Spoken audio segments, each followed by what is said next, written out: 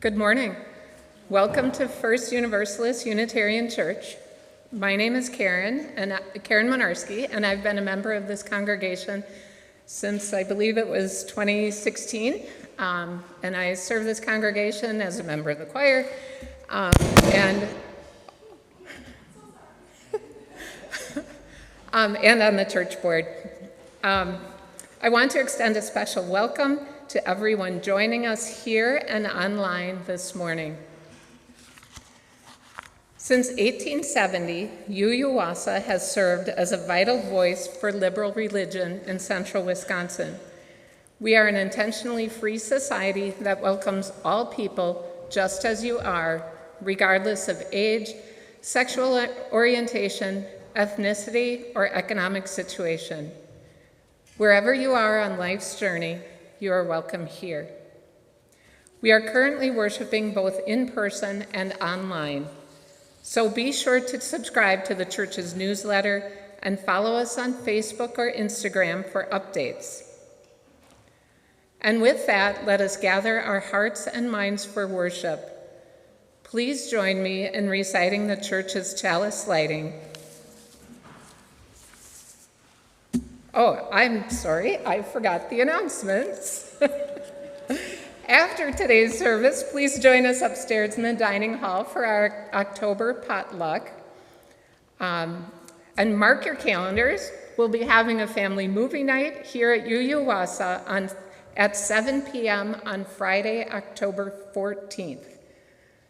Join us for a spooky but not too scary movie and Halloween activities.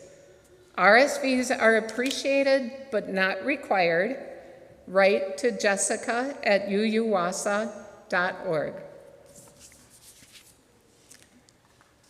So, now let's gather our hearts and minds for worship. Please join me in reciting the church's chalice lighting. You will find the words printed in the order of service. We light this chalice for the light of truth, the warmth of love, and the fire of commitment. We light this symbol of our faith as we gather together.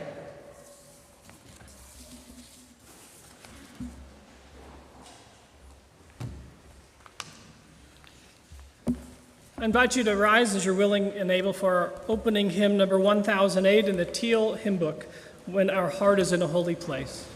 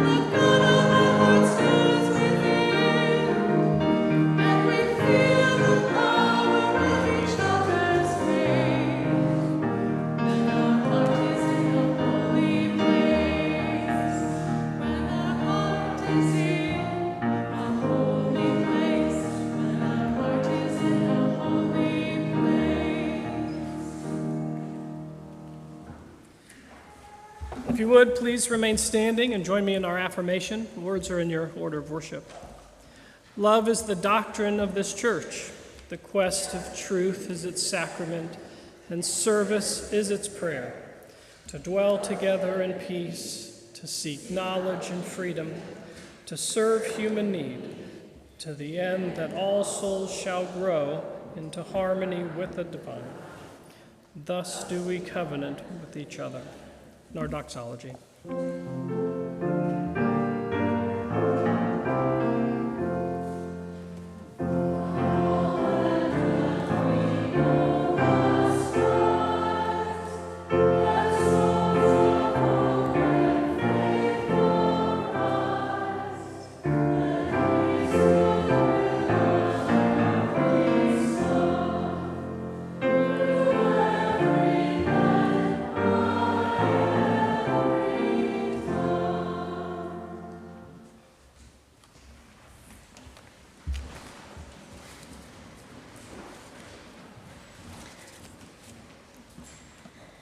If you visit my office, you'll see on my windowsill a pile of treasures.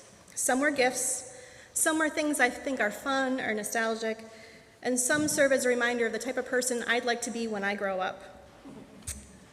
This guy is one from that latter category, and it's probably a little hard to see from up here, but this is a Funko Pop of Mr. Rogers. He is wearing his famous cardigan and sneakers and holding trolley. As a child, I loved Mr. Rogers and his neighborhood of make-believe who liked me just the way I was. As an adult, I loved how he was able to answer complex questions in a very relatable and accessible way. For instance, one of my favorite Fred Rogers quotes is, "Love isn't a state of perfect caring. Love is an active noun like struggle. To love someone is to strive to accept that person exactly as they are, right here and now." And Mr. Rogers would sing, "I like you as you are, without a doubt or question, or even a suggestion, 'cause I like you as you are." Now, as much as I love the ease of which Mr. Rogers translated deep theologian language to that of children, I don't think it made it any easier to live out. Because the other thing you don't know about me is I will spend the rest of my day thinking about how I could have told this time for all ages better, every slip, every stumble, every mistake I made. And Brian's chuckling, but I'm gonna have notes for you too. I joke, of course, but we do live in a culture that upholds perfection, and we often hold ourselves and others around us to too high of a standard, very much not loving each other just as we are. So this morning I want to invite you to join me in imagining a different way with a Souls Matters activity that was shared a couple years ago. It was written to look at expectations we set for ourselves, but I also encourage you to think about someone who hasn't lived up to your expectations. First, I'm going to invite you to move into a comfortable position. Put your hands on your lap or on your knees. Find your breath moving in your body by taking one breath in through your nose and then slowly breathing it out through your mouth. Imagine a time when you were hard on yourself for not living up to some expectation you had.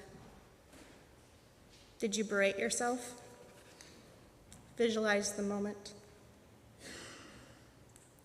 Now imagine that same thing happened to a cherished friend. What would you say to them? Imagine yourself talking to them. Imagine comforting them. Now put your own self in that place of a cherished friend. Comfort yourself. Cherish yourself. Cherish your failures and your mistakes. Cherish your attempts. Cherish your very soul as it shines with its own light to offer the world. Cherish your hands. Take one hand and place it in the other. Hold it so it knows it's cared for just the way it is.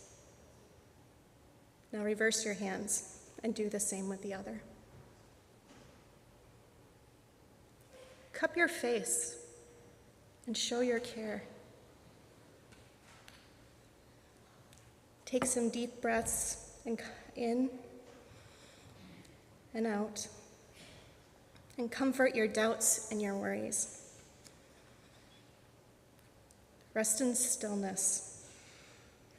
Imagine a healing, comforting light that fills your soul, your body, and your mind with warmth and healing. Hold that image of comforting yourself just like you would comfort a cherished friend.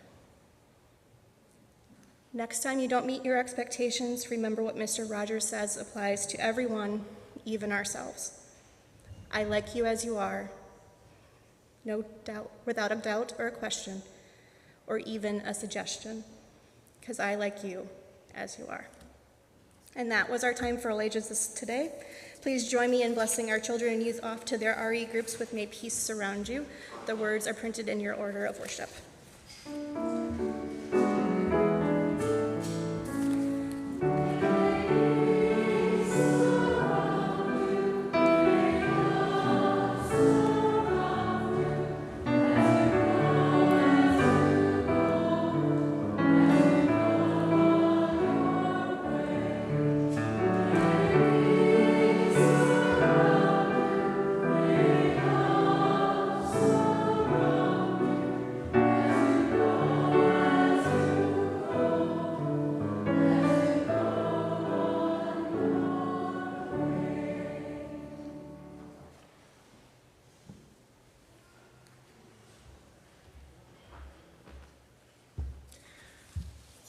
The mission and ministry of UUWASA is made possible by the generous support of its friends and members.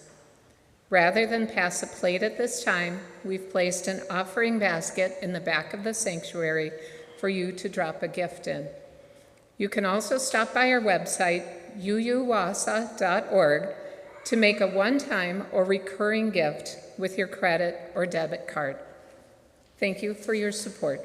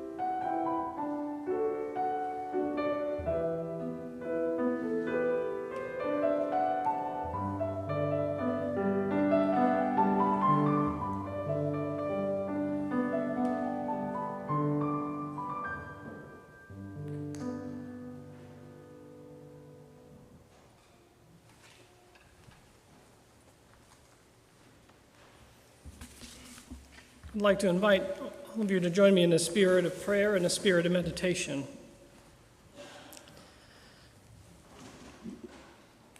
Start by putting your feet flat and firm on the ground. If you pray or meditate with your eyes closed, go ahead and close them.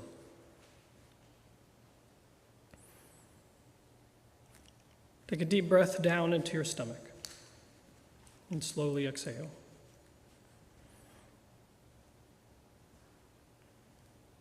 Take notice of your beating heart, the warmth of the person sitting next to you.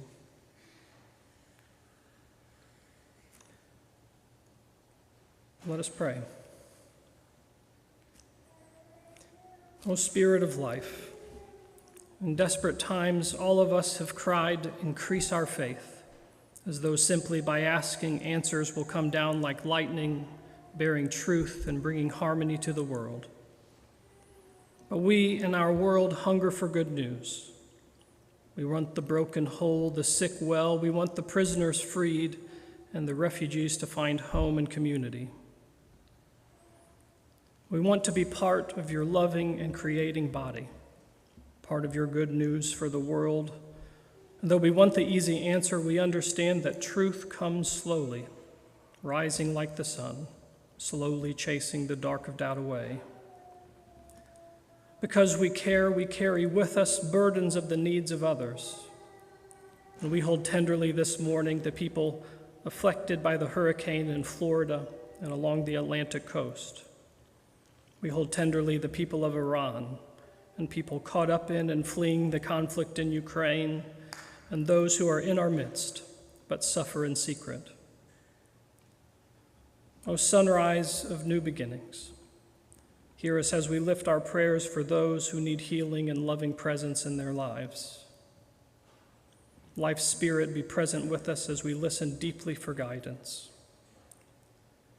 Now let us call to mind all the joys and sorrows in our lives, and let us meditate on them in silence together now.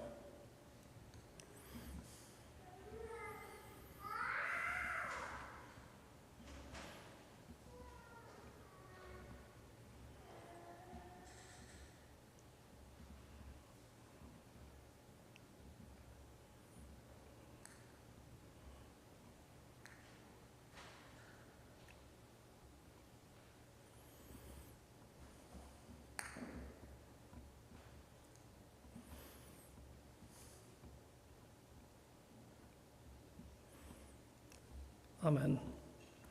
Let us sing seated our prayer hymn number 123, Spirit of Life.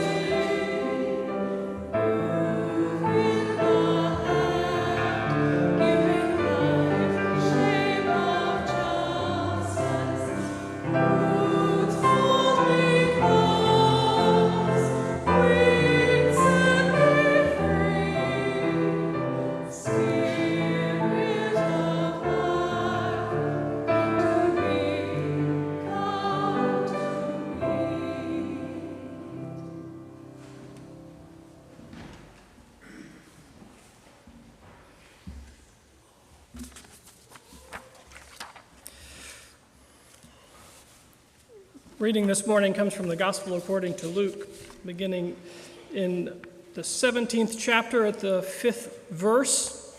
I know all of you spent all week reading the Gospel of Luke, but I'll remind you what was happening before this reading. What was happening is Jesus was traveling through his itinerant ministry, and he was performing countless miracles.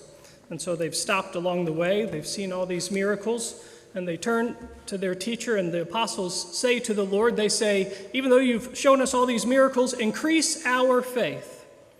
And so Jesus replies, if you have faith as small as a mustard seed, you can say to this mulberry tree, be uprooted and planted in the sea, and it will obey you.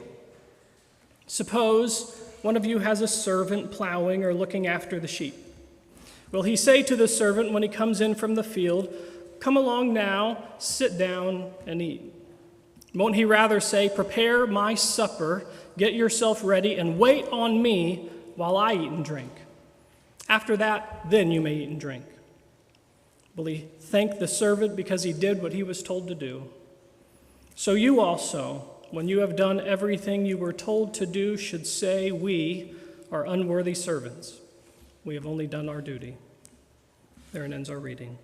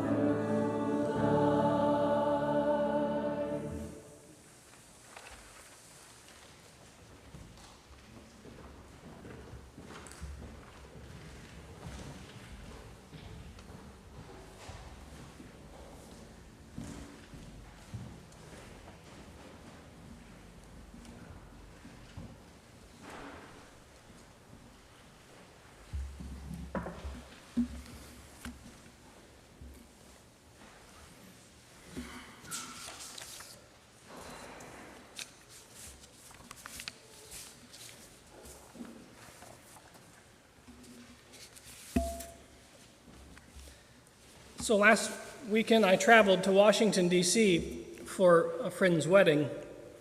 And it was a fabulous wedding in every sense of the word. It was a touching ceremony, absolutely delicious food, delightful fellowship, music, and a platform for dancing under the stars, which my wife and I enjoyed very late into the night. The ceremony had this wonderful personal touch thanks to the officiant, who was the bride's very best friend since they were just little girls. But the star of the show was the vows, which the bride and the groom wrote themselves. "I promise to put you first," they said to one another. "I promise to kiss you and tell you I love you every morning and every night," they added.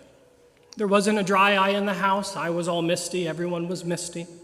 And at the end, everyone stood up and we cheered the newlyweds, and then we quickly lined up at the bar. So I love weddings. You all probably love weddings. We've all been to a wedding, or maybe you've seen one on TV, which should cover just about anyone. And we all know the truth about wedding vows. They're total rubbish. They're meaningless. So several years ago in The New Yorker, for those of you who like Roz Kast's cartoons, she captured this reality perfectly in a cartoon. So in the cartoon, imagine it's this sanctuary inside of a church, and there's this clergyman standing in front of a woman and a man, and the clergyman asks the newlyweds this. He says, "Do you promise to put up with each other's bull stuff for as long as you can stand it?" That's the question. So when I Googled the percentage of marriages in preparation for this sermon, I said I should Google the number of marriages that end in divorce in America.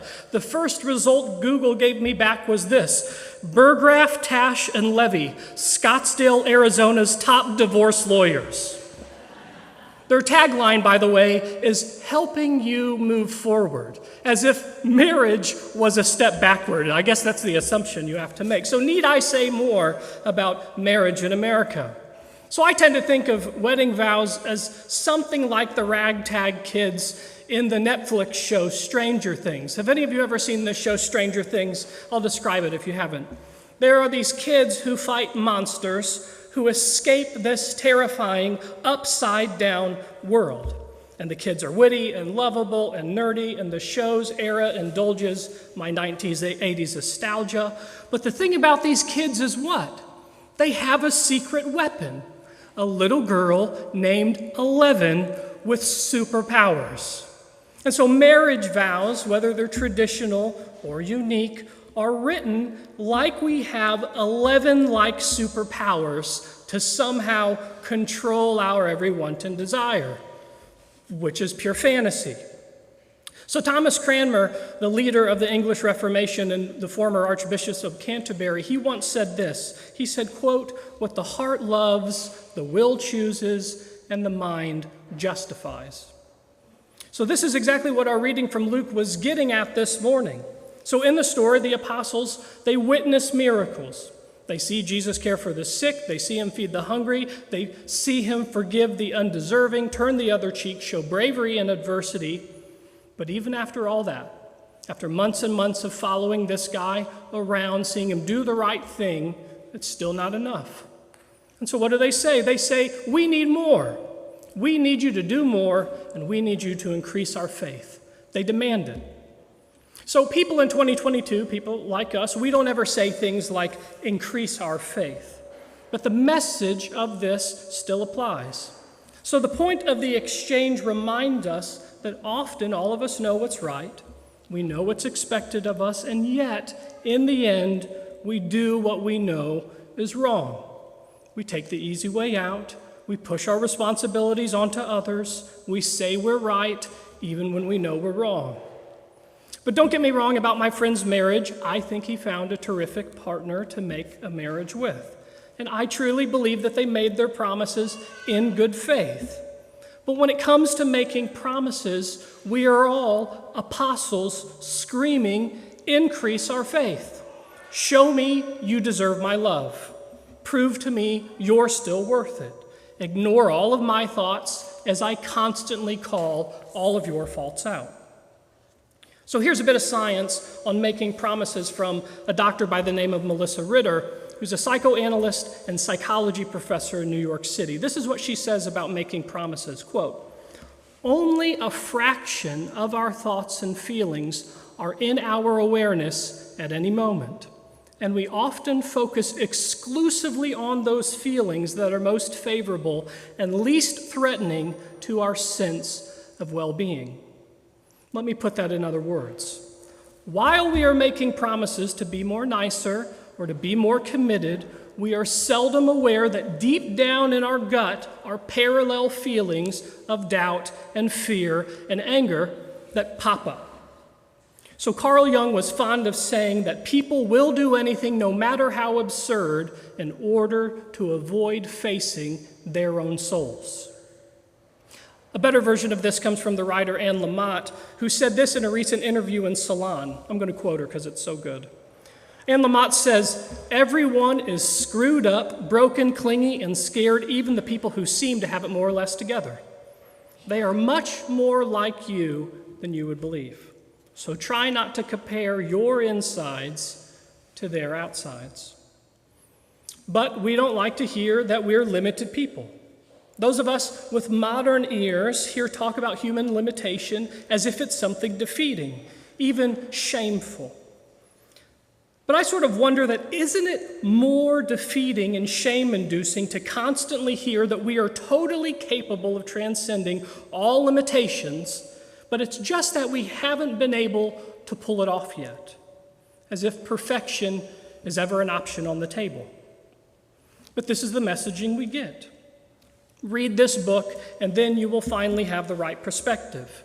Eat a better diet so you won't die too early, and have all of your friends whisper if you smoked or drank or finally renewed your membership at the Y after COVID stopped being a valid excuse to skip exercising. So as the sociologists Carl Sederstrom and Andrew Spicer observe in their wonderful book, Desperately Seeking Self-Improvement, this is what they say. We are constantly under pressure to show that we know how to lead the perfect life. So to be clear, I am not suggesting that we should turn into some version of the nihilists in the movie Big Lebowski, who famously believe in nothing. Getting counseling to be a better spouse or parent, it works. Going to groups that help with addiction, calling mentors, adhering to a healthier diet, all of these things are very worthwhile. But the message that you can improve is a slippery slope away from you must improve to you can't stop improving. I saw an example of this in the newspaper that said to me that today's college campuses are filled with students who believe in improvement at all costs.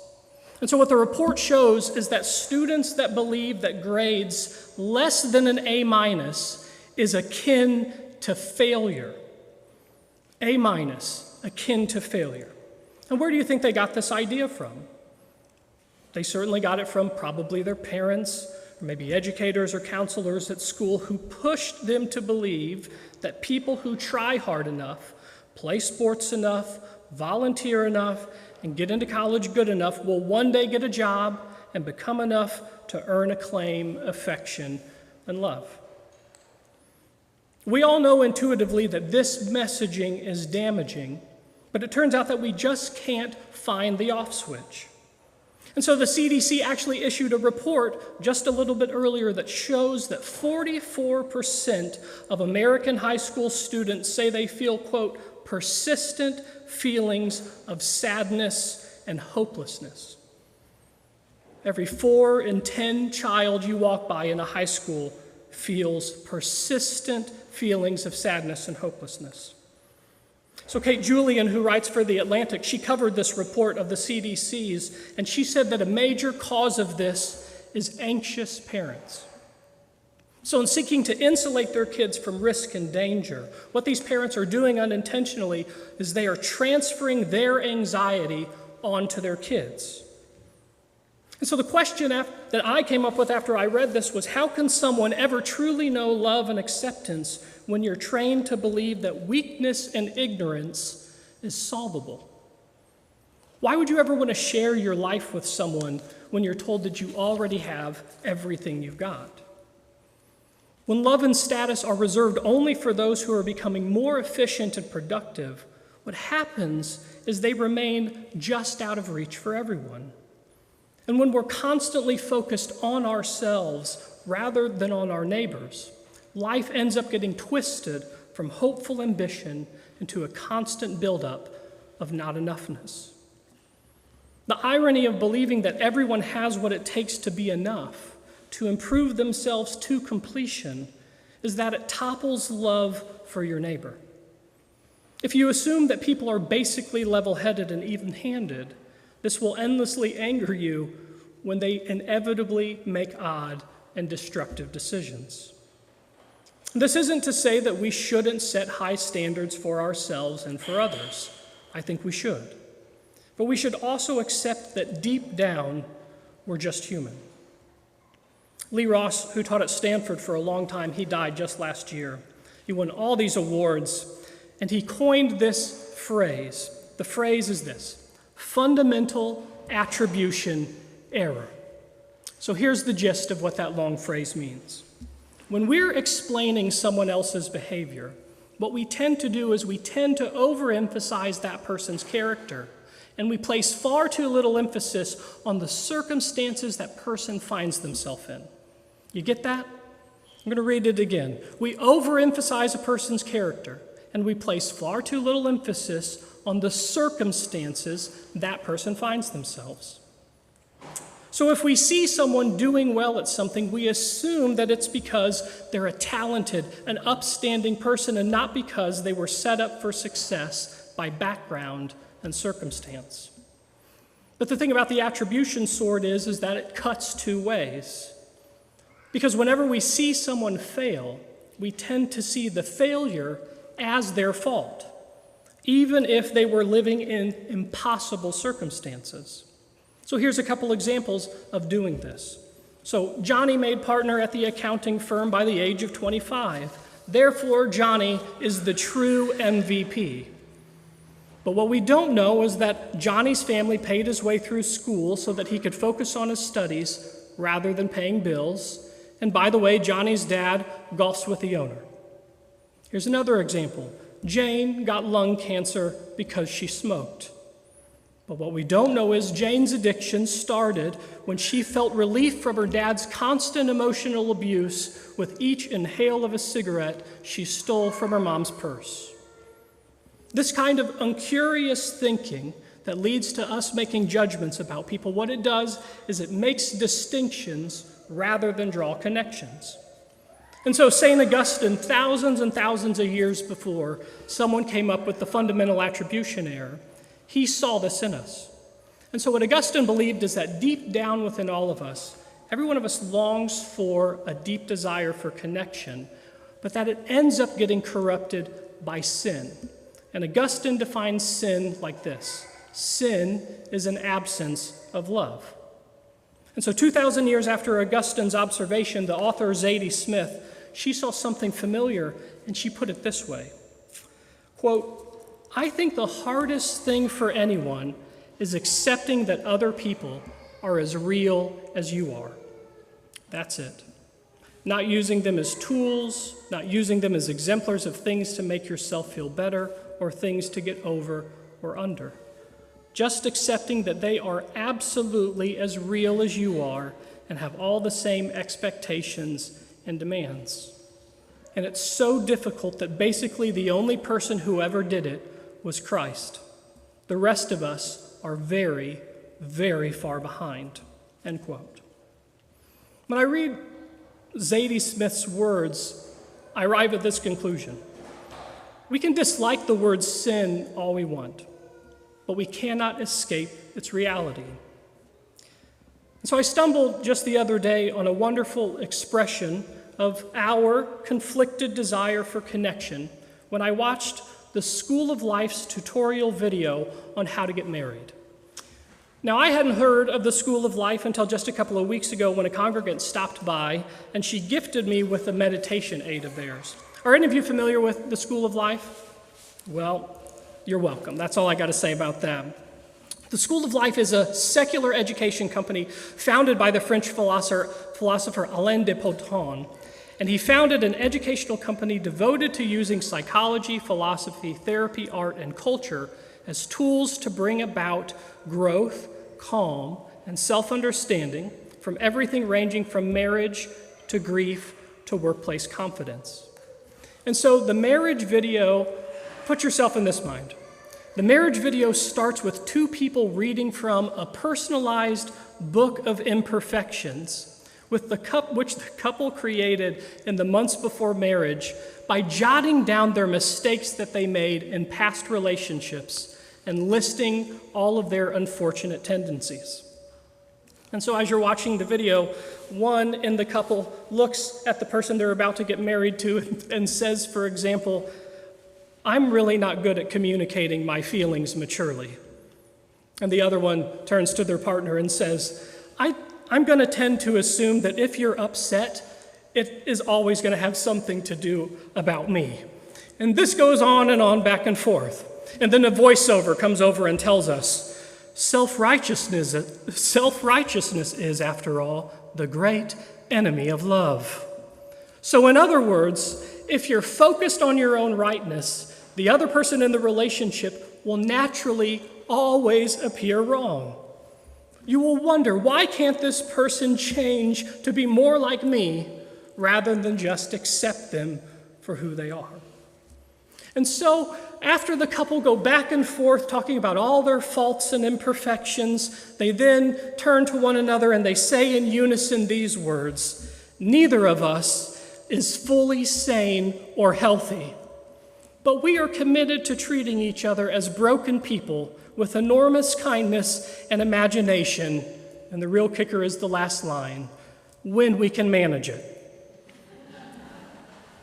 And next, the whole gathered congregation chimes in with a recitation of their own as one, and the congregation issues to this newlywed couple the following affirmation, quote, "Dear friends, we are all broken people. We have all been idiots, and we will be idiots again. We are all difficult to live with. We sulk, and we get angry, blame others for our own mistakes. My goodness, we have strange obsessions and fail to compromise. But we are here to make you feel less lonely with your failings. We will never know all the details, but we understand. I now pronounce you husband and wife." That's how it goes. So what this ceremony gets is it gets that we constantly measure ourselves and others by the standards of our best days, which are the rarest days. And that often we feel let down by others and our own not enoughness. And so a friend of mine who has been married for 60 years, if you don't believe in miracles, 60 years of marriage.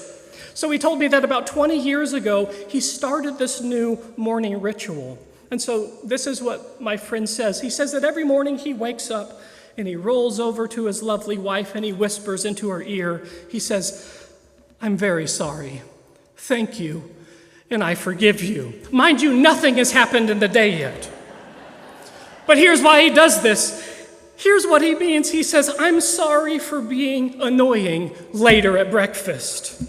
I am sorry for cutting you off mid-sentence. I am sorry for last night hiding the candy bar you were hiding from me in the back of the refrigerator. Thank you for saying that you find my naked, aging body attractive. Thank you for loving me in spite of my many faults, and I forgive you for not accepting at times that I am just as real as you." So what causes people to stand and cheer at weddings, it isn't false pretense, because everyone on some level knows that all of us flunk the vows. But true love, like true forgiveness, comes to those who don't always deserve it. People who try but fail to be enough, but find acceptance in this. And this love and this forgiveness is God's gift. It's a gift we get and give by grace, by friendship, by marriage, by being someone's child, by strangers, by people we've wronged, and sometimes by enemies. Because we are all broken. We have all been idiots, and we will be idiots again. We are all difficult to live with. We sulk and we get angry, blame others for our own mistakes, have strange obsessions, and fail to compromise. But the church is here to make you less lonely in your failings. The minister and the members will never know all the details, but we understand. Amen. I invite you now to join, as you're willing and able to join in our closing hymn, number 311, Let It Be a Dance.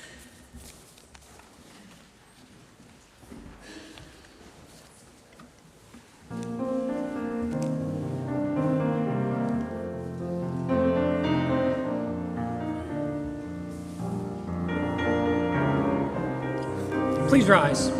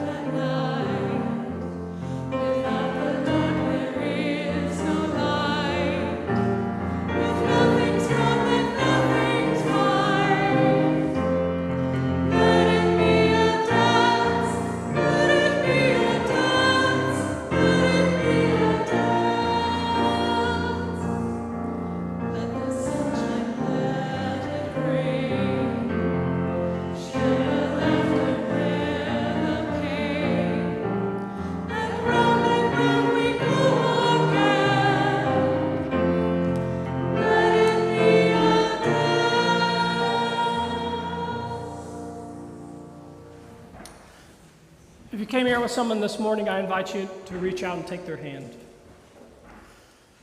May the truth that sets us free and the hope that never dies and the love that casts out fear lead us forward together until the day spring breaks and all shadows flee away. Please have a seat, relax, and enjoy the postlude. I'll see you in a moment.